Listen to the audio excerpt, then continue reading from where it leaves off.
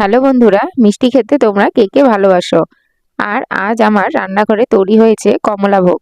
তার জন্য আমি নিয়ে নিয়েছি সেরা বানানোর জন্য 2 কাপ মতো চিনি, আর তার মধ্যে নিয়েছি এলাচের গুঁড়ো দিয়ে আমি একটা সেরা বানিয়ে নিয়েছি। তারপর ছানা ফাটানোর জন্য প্রথমে দুধ গরম করেছি, দুধ গরম করে তার মধ্যে দিয়েছি ভিনিগার। ভিনিগার দিয়ে ছানাটা ফাটিয়ে নিয়ে ছানাটাকে ভালোভাবে আমি ছেঁকে নিয়েছি, দিয়ে তারপর তার মধ্যে দিয়েছি একটু কালার আর একটু দিয়েছি অরেঞ্জ এসেন্স, তাতে সেই কমলাভোগের যে টেস্ট সেই টেস্টটা অরেঞ্জের মতোই লাগে।